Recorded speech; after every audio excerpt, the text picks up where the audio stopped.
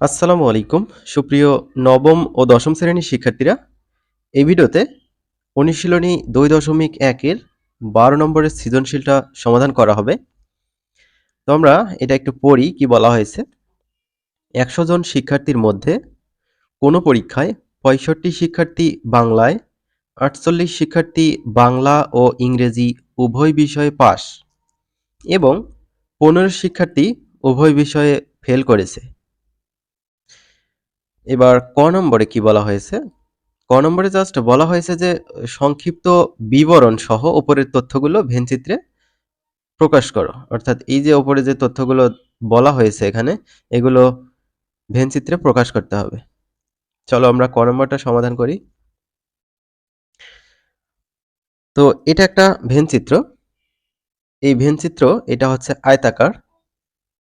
দেখো ভেনচিত্রে আয়তাকার ক্ষেত্রটি 100 জন পরীক্ষার্থীর সেট ইউ, অর্থাৎ এই যে পুরো আয়তক্ষেত্রটা 100 জন পরীক্ষার্থী নির্দেশ করে, ঠিক আছে? এটা সার্বিক সেট ইউ দিয়ে প্রকাশ করা হয়েছে এবং পরস্পরছেদী দুইটি বৃত্তক্ষেত্র দ্বারা বাংলা ও ইংরেজিতে পাস পরীক্ষার্থীদের সেট যথাক্রমে বি ও ই নির্দেশ করা হলো।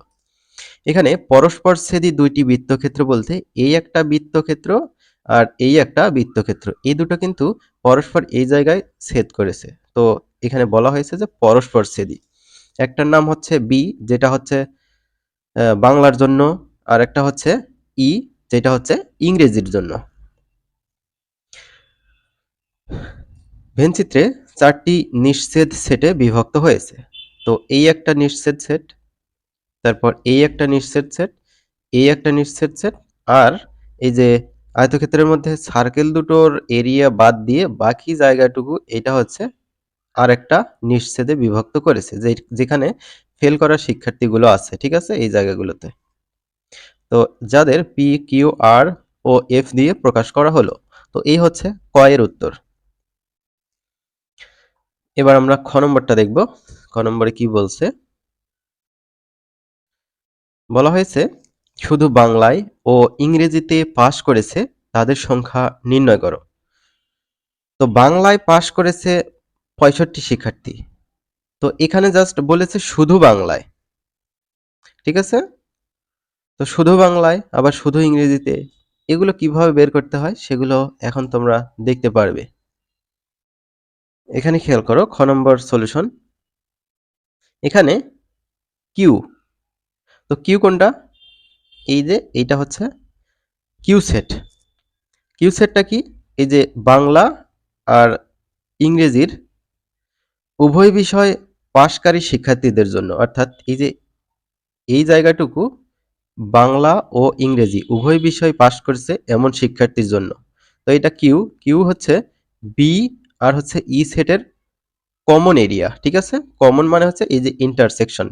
তো এই কারণে কিউ ইকুয়াল বি ইন্টারসেকশন ই, এইটা দেওয়া হয়েছে। ওকে, এরপর যা লেখা হয়েছে ইকুয়াল উভয় বিষয়ে পাস পরীক্ষার্থীদের সেট যার সদস্য সংখ্যা 48 জন। তো এইটা কোথায় বলা হয়েছে? এই যে দেখো, এই যে তোমাদের উদ্দীপকের মধ্যেই বলা হয়েছে যে হচ্ছে 48 শিক্ষার্থী বাংলা ও ইংরেজি উভয় বিষয়ে পাস। আচ্ছা, এটা গেল।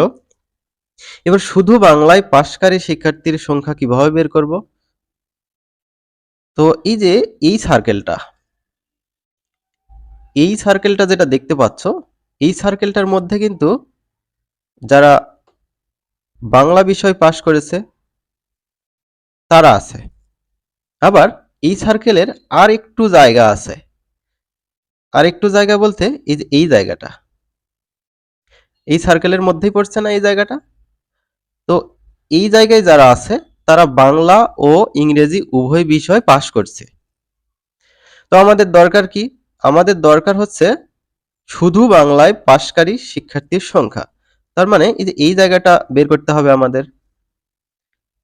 প্রথম সার্কেলের এই জায়গাটা বের করতে হবে। তো এই জায়গাটা আমরা কিভাবে বের করতে পারি? এই জায়গাটা বের করতে গেলে আমাদের বাংলায় পাশকারী শিক্ষার্থীর সংখ্যা 65 জন থেকে বাংলা ও ইংরেজিতে উভয় বিষয়ে পাশকারী শিক্ষার্থীর সংখ্যা বিয়োগ করতে হবে। তাহলেই আমরা শুধু বাংলায় পাশকারী শিক্ষার্থীর সংখ্যা বের করতে পারবো। ঠিক আছে, আমি আবারও বলি, এই যে পুরো সার্কেলটা হচ্ছে 65 জনের জন্য, অর্থাৎ বাংলার জন্য। কিন্তু এই জায়গায় আছে হচ্ছে বাংলা ও ইংরেজি উভয় বিষয়ে পাশকারী শিক্ষার্থীর সংখ্যা। আমি চাচ্ছি শুধু বাংলায় পাশকারী শিক্ষার্থীর সংখ্যা বের করতে।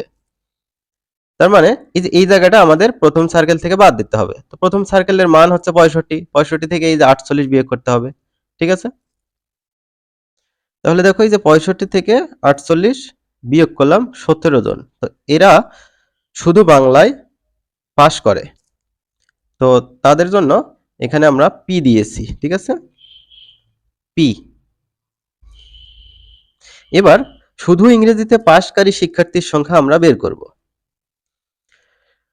তো এখানে যেমন বাংলায় পাশকারী শিক্ষার্থীর সংখ্যা 65 জন দেওয়া ছিল, এখানে কিন্তু ইংরেজিতে পাশকারী শিক্ষার্থীর সংখ্যা দেওয়া নাই। দেওয়া থাকলে জাস্ট কি করতাম, এখানে যেটা দেওয়া থাকতো সেটা থেকে এই যে উভয় বিষয়ে পাশকারী শিক্ষার্থীর সংখ্যা বিয়োগ করতাম।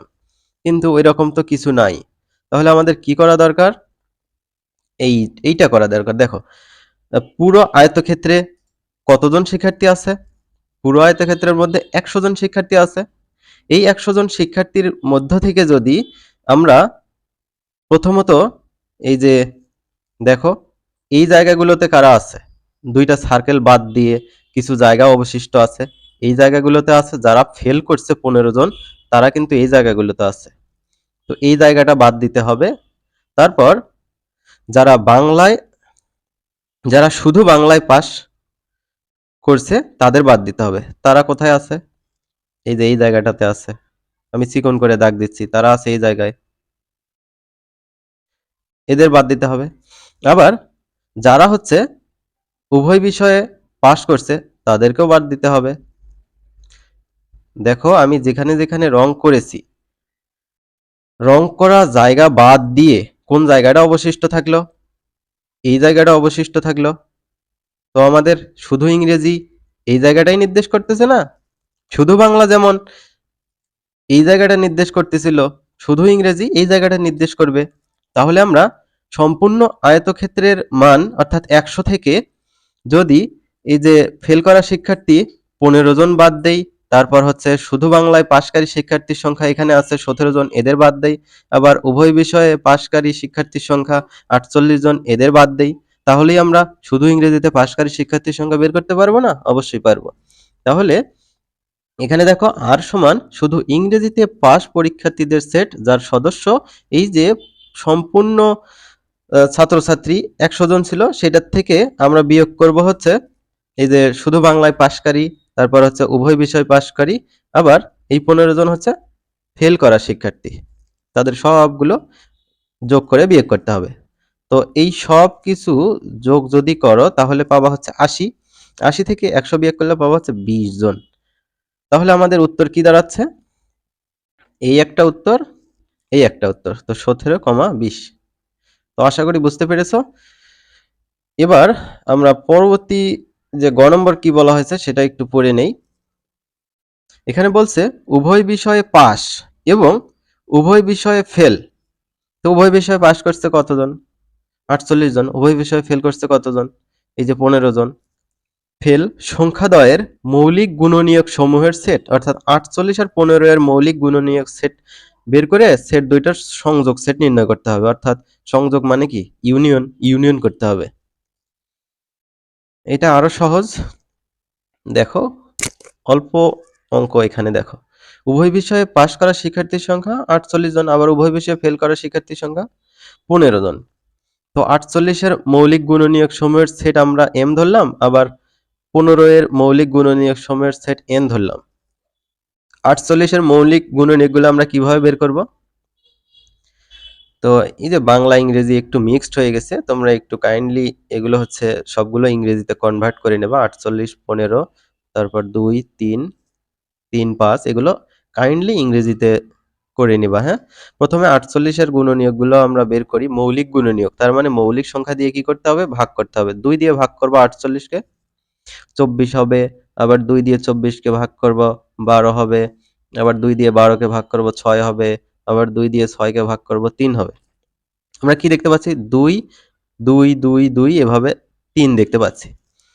তো 2 যতটাই থাকুক না কেন একটা 2 নেব, 3 একটা আছে, ঠিক আছে? তো এই দুটোই হচ্ছে আমাদের 48 এর মৌলিক গুণনীয়ক। ওকে? 2 আর 3। তো রিপিটেড এলিমেন্ট নেওয়া যাবে না। এবার 15 এর মৌলিক গুণনীয়ক বের করব। 15 লেখার পর মৌলিক সংখ্যা দিয়ে ভাগ করব। 2 দিয়ে যায় না, 3 দিয়ে দেব। 3 5 15। তো এই যে 3 5 এই দুটো হচ্ছে 15 এর মৌলিক গুণনীয়ক। তো এদের সেট কিভাবে বের করব? দেখো m হচ্ছে 48 এর মৌলিক গুণনীয়ক সমূহের সেট ধরছিলাম m সমান 2,3 অর্থাৎ এই যে এইটুকু, আবার n সমান 3,5 অর্থাৎ এই যে এইটা। তো এদের সংযোগ সেট বের করতে হবে m ইউনিয়ন n, ইউনিয়ন মানে সংযোগ। তো m সেট এটা, n সেট এটা। তো সংযোগ মানে সবগুলো উপাদান নিয়েই একটা নতুন সেট গঠিত হবে। তো 2 নিলাম, তারপর হচ্ছে 3 নিলাম, তারপর হচ্ছে 5 নিলাম। তো এই 3 কেন নিলাম না? 3 কিন্তু একবার নিয়েছি, একের অধিক 3 নেওয়ার দরকার নেই। তো এইটাই হচ্ছে উত্তর। তো শিক্ষার্থীরা, আমরা পরবর্তী ভিডিওতে পরবর্তী টপিক থেকে আলোচনা শুরু করব।